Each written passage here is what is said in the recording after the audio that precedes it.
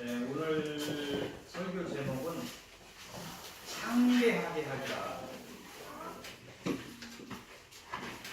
어떤 기운이나 어떤 세력들이 크게 번창하는 것이 창대죠. 창세기 12장을 통해서 말씀하십니다. 이제 아브라함이 하란에서 갈대아 우르에서 살다가 갈대아 우르에서 살다가 하나님의 명을 듣고 자기 고향 하란으로 옮겨왔다가 75사 때에 가나안을 옵니다. 하나님의 명령을 받아서 하나님의 명령을 따라서 가나안에 들어와서 하나님께서 아브라함을 향해서 창대하게 우리 서역교 성도들을 이렇게 보면 지난주에 형통하게 하라, 이번 주에 창대하게 하리라, 다음 주에는 뭐라고 말씀하십니까? 여러분들이 아브라함이 순종하고 가나안에 들어왔을 때 창대하게 하리라 이렇게 말씀하셨는데 여러분들도 많은 영적인 싸움을 하셨습니다. 많은 기도를 하셨고 일반 교회에서 볼 수 없는 그런 어떤 훈련들을 하셨는데 그런 끝에 따르는 것인지 모르겠습니다. 하나님께서 여러분들 향해서 형통하게 하리라, 또 오늘 창대하게 하리라 이렇게 말씀하십니다. 복을 자꾸 말씀하고 계십니다. 여러분들 그 복을 찾으시길 바랍니다. 아까 얘기했던 것처럼 이 창대는 기운이나 세력 등이 번창하고 왕성해지는 것을 말합니다. 다시 말해서 이 창대는 영육 간의 세력이 번창함을 의미합니다. 세상이 주는 어떤 창대는 물적인 창대만으로 한정될 수밖에 없습니다. 하나님을 모르기 때문입니다. 그러므로 세상을 다 가지는 창대를 이룬다고 할지라도 영적인 창대를 이루지 못하고 그 창대는 어쩌면 껍데기라고 말씀을 드려도 과언은 아닐 것입니다. 오늘 만유의 창조주 하나님께서 우리를 향해 창대하게 하겠다고 하십니다. 이 땅에서의 창대를 넘어서 하나님의 세상에서까지 우리의 이름이 창대하게 될 것이라고, 창대하게 할 것이라고 약속하시는 것입니다. 우리는 사단이 주는 어떤 쓴뿌리, 어떤 하나님의 생각이 아닌 어떤 생각들이나 어떤 마음, 이런 쓴뿌리들로 인해서 우리의 지위와 정과 의가, 우리의 지정의가 제 기능을 발휘하지 못하게 되었습니다. 우리의 생각과 우리의 행동은 이러한 사단의 쓴뿌리에 의해서 부정적인 방향으로 발달되었고 매사에 유한한 그런 사고에 갇히고 말았습니다. 이런 유한하고 부정적인 사고는 우리의 신앙에 있어서도 하나님이 준비한 창대의 복을 찾지 못하는 안타까움이 어떤 우리의 현실입니다.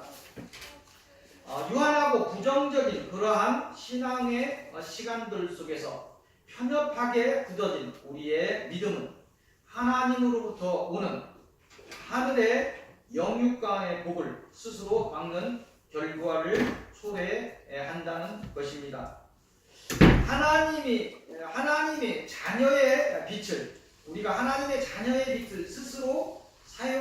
않는 우리는 언제부터인지 하나님의 권능과 하나님의 은사들을 사용하지 못하는 마치 날개를 접은 새처럼 되고 말았습니다. 하나님의 자녀로서의 우리의 영적인 권능은 무한한 것입니다. 우리가 썩은 고기를 구하지 않는 한 우리의 기도는 생명을 살리는 힘이 있다는 말입니다. 하나님의 자녀로서의 우리의 영적인 생명력을 스스로 무시하지 않는다면 우리의 영적인 세력은 창대해질 것입니다. 우리의 영적인 세력이 창대해진다면 더불어서 우리의 육적인 모든 것을 또한 창대해질 것입니다. 하나님께서 우리를 향해 창대하게 하겠다고 말씀하십니다. 우리의 영적인 싸움에서 담대함을 가지시고 당당하게 이기시기를 바랍니다. 우리의 육적인 삶 속에서 세상 사람을 품을 수 있는 큰 그릇들이 되시기를 빕니다. 그리하여 만사가 통하는 그런 복 속에서 이 땅에서도 창대함의 복을 받으시기를 빕니다. 그리하여 이 땅에서 하나님의 이름을 영화롭게 하는 그러한 여러분들이 되시기를 빕니다.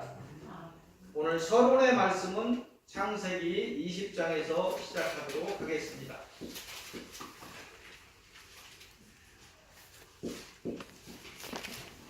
창세기 20장 1절에서 18절까지입니다. 이곳은 수요 기도회나 많은 시간에 다루었던 부분들입니다. 이것을 통해서 하나님께서 말씀하십니다. 적의 손에서 지키리라. 이렇게 오늘 말씀을 주십니다. 1절을 보면 아브라함이 네게브 땅, 지금 있는 이스라엘 민족의 남쪽 지역을 네게브 땅이라고 해요. 사막이 많이 있고 하는 곳인데 그 네게브 땅 그랄, 블레셋의 수도가 그랄입니다. 그 블레셋 쪽으로 지중해 쪽으로 있는 블레셋인데 그 그랄로 이주하였다고 성경은 증언하고 있습니다. 그 2절을 보면 그랄로 갔는데 목적은 애굽이었어요. 애굽. 하나님께서 애굽으로 내려가지 못하게 하시니까 하나님 주신 땅을 버리고 자꾸 뭐 문제만 생기면 또 그 땅을 벗어나려고 하는 그 어떤 일성이 있어요. 자꾸 애굽이 하나님이 원하는 땅이 아니고 영적으로 보면 하나님 주신 땅이 아니고 가나안이 전국이라고 한다면 애굽은 사단에 속한 세상이고 세상에 속한 곳이죠. 그런 곳에 자꾸 가려고 합니다. 그런데 2절을 보면 자기 부인 사라를 누이라고 말함으로 인해서 그랄 왕 아비멜렉이 사라를 데려갔다고 이렇게 적고 있습니다. 이 상황을 간단히 이렇게 보면 아까 처음에 찾았던 창세기 12장의 상황과 비슷합니다. 아브라함에게 복의 언약을 하시고 축복하시며 가나안에 살라고 하셨음에도 불구하고 순종하지 못하고 기근을 핑계로 애굽으로 내려가 자기 아내를 누이라고 해서 애굽 왕 바로에게 그 아내를 빼앗겼던 그 사건과 유사하다는 것입니다. 창세기 20장의 이 상황은 하나님께서 창세기 12장에 그 복의 언약을 하시고 창세기 15장을 보면 언약식까지입니다. 언약식을 하고 또 믿음이 없으니까 언약의 표징인 할례를 모두 행한 후에 또 이러한 일이 일어난 믿음 없음으로 인해서 이러한 일이 일어난 상황이 됩니다. 또 하나님을 더 가슴 아프게 했을 것입니다. 하지만 하나님께서는 하나님을 믿다가 인간의 약함으로 인해서 실수하는 것에서 관용을 베푸심을 알 수 있습니다. 온전히 하나님을 의뢰하던 날들을 기억하시기 때문입니다. 또한 사단이 얼마나 강하게 사람들의 생각을 무력화시키고 하나님을 놓치게 하는지 하나님께서 아시기 때문에 하나님의 인간을 향한 그 은혜는 끊임없이 오늘날까지 이어져 오고 있는 것입니다. 3절 이하를 보면 하나님께서 아비멜렉의 꿈에 나타나셔서 사라가 남편 있는 여자임을 밝히고 그를 범하면 죽으리라 경고하시며 아브라함을 적의 손에서 지키시는 하나님의 모습을 우리에게 보여주시고 있습니다. 8절 이하를 보면 두려움에 잡힌 그랄 왕이 아브라함을 불러 그 상황을 물을 때 아브라함은 사라가 이복 누이로서 아내가 되었기에 거짓이 아니고 다만 타향에 오면서 두려움이 있어 잠시 아내의 힘을 드러내지 않았음을 말하고 있습니다. 아비멜렉은 사라와 함께 하나님이 함께 하심으로 아비멜렉이 두려운 거예요. 그리고 다태를 맞고 경고를 하셨어요. 사라와 함께 많은 가축과 또 1000개의 은을 선물로 주면서 아브라함과 사라에게 사과를 표했다 이렇게 이야기합니다. 또한 네게부의 그 땅에서 거주할 수 있도록 허락함으로써 아브라함은 이 사건을 계기로 전화위복의 결과를 얻게 되었습니다. 하나님께서 이 사례를 주시면서 우리에게 주시는 그 메시지는 무엇입니까? 그것은 하나님을 온전히 의뢰하라는 것입니다. 어려움이 올수록 더욱 하나님을 믿고 그 말씀에 순종하라는 것입니다. 그리하면 혹여 너희의 믿음이 적을지라도 혹여 너희가 실수를 할지라도 그러함에도 불구하고 너희를 사단의 손에서 지켜주시겠다는 메시지를 우리에게 주시는 것입니다. 성경의 많은 역사 속에서 우리가 알 수 있는 것은 하나님은 자신이 선택하여 하나님의 자녀 삼은 자들을 스스로 하나님을 떠나지 않는 한 하나님께서 먼저 은혜를 거두지 않으신다는 것입니다. 우리의 약함을 아시고 사단의 사악함을 아시고 기다리고 기다리며 참고 참으신다는 것입니다. 스스로 사단을 따라 갔음에도 불구하고 천대와 천대를 거쳐 은혜를 거두지 않으시고 하나님의 생명을 걸고 우리를 사랑하시고 하나님의 은혜를 우리는 잊지 말아야 할 것입니다. 마지막까지 우리를 살리시는 그런 작정하심과 예정하심 속에서 온 역사를 통해 섭리하시고 계심이되어 구속의 섭리에 대해 우리가 믿고 소망하며 순종으로 따라가야 할 것입니다. 그 은혜의 길을 따라서 걸으며 반드시 승리하여 하나님께 영원한 기쁨을 드리는 우리가 되어야 할 것입니다. 아멘. 오늘 본론의 말씀은 창세기 14장으로 가겠습니다. 창세기 14장 1절에서 16절까지 보도록 하겠습니다. 이곳을 통해서 붙인 자들을 지키게 하리라. 너희에게 그 붙인 자들을 지키게 하리라 이렇게 말씀하십니다. 오늘 본문의 내용은 아브라함이 애굽에서 돌아와 처음 가나안에 들어와 진을 쳤던 베델과 아이 사이에서 조카 롯의 분가를 논의할 때 조카 롯은 온 땅이 물이 넉넉한 소돔과 고모라 진노가 있기 전 시대인 것 같아요. 물이 넉넉한 소돔과 고모라 땅으로 갔다고 되어 있습니다. 아브라함은 하나님의 인도로 예루살렘 그 밑에 지역인 헤브론에 거주하게 된 그 이후의 어떤 상황입니다. 조카 롯의 위기 상황을 성경은 말씀하고 있습니다. 이 위기 상황은 뭐냐면 소돔과 고모라를 중심으로 해서 5 부족이 있는데 이 5 부족이 북쪽 지역인 시날 왕을 섬겼던 것 같습니다. 이들이 섬겼던 북쪽 지역의 시날 왕 그 섬겼는데 어느 순간에 트러블이 생긴 것 같아요. 그래서 이 시날 왕이 네 부족과 우리의 북쪽 지역의 네 부족과 연합해서 친 것 같아요. 전쟁을 일으킨 것 같아요. 이 전쟁의 와중에서 아브라함의 조카 롯이 잡혀가게 되었다 성경은 이야기합니다. 이런 위기 상황을 맞았다는 거예요. 롯은 아브라함에게 붙인 자죠. 조카니까 하란에서부터 같이 왔던 자고 이 결말은 같이 잡혀가던 자들 중에서 도망자가 나왔어요. 도망자가 나와서 아브라함에게 와서 그 상황을 알리고 있습니다.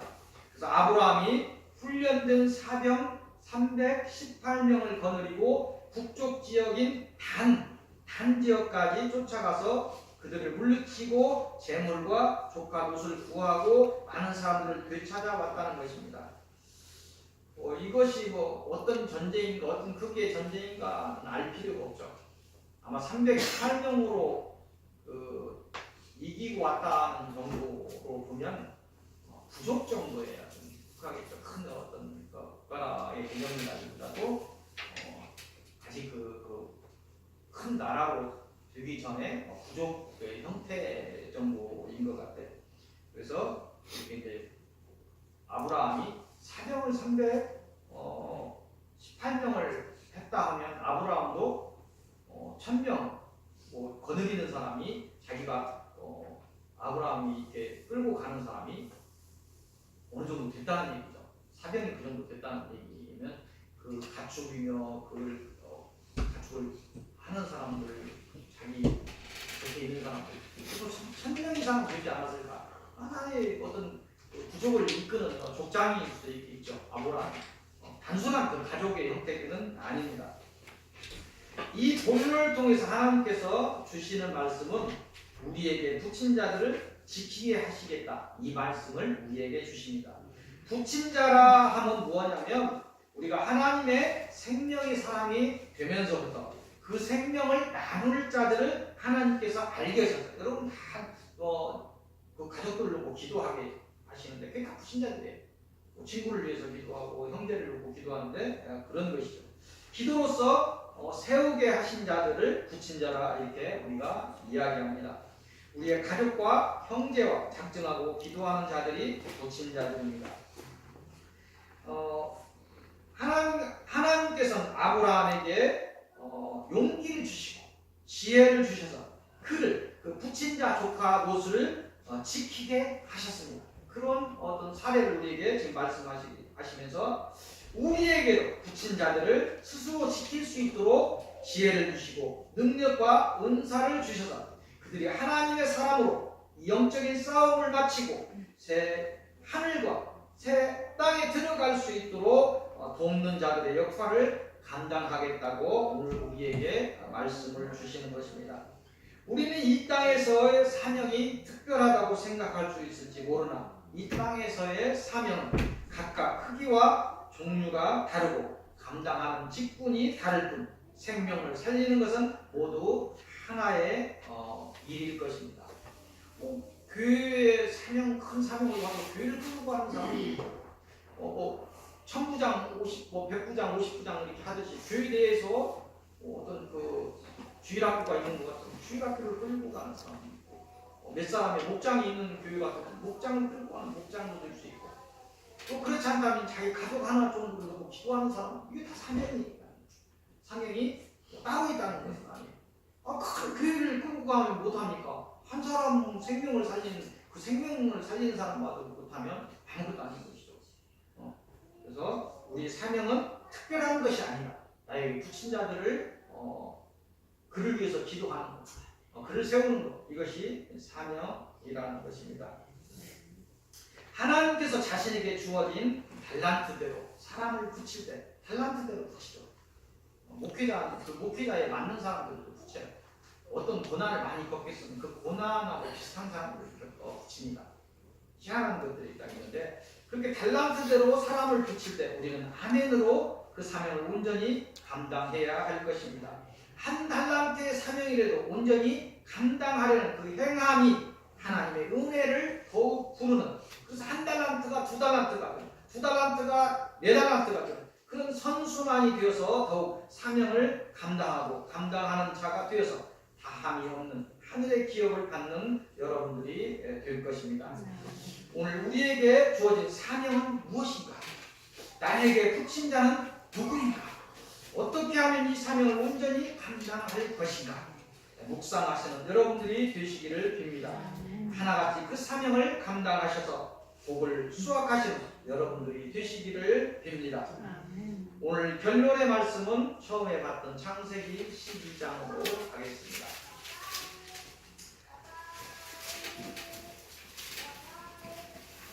창세기 12장을 통해서 이곳을 통해서 주시는 말씀은 창대하게 하리라 이렇게 말씀하십니다.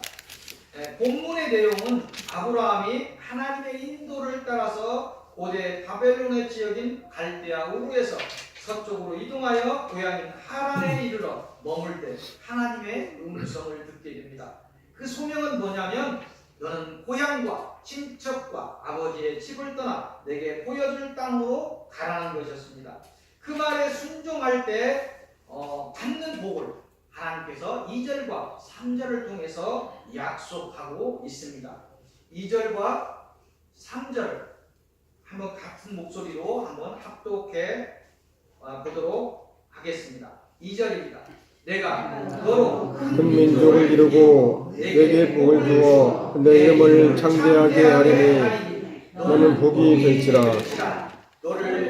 하는 자에게는 내가 복을 내리고 널 저주하는 자에게는 내가 저주하리니 땅의 모든 족속이 너로 말미암아 복을 얻을 것이라 하신지라.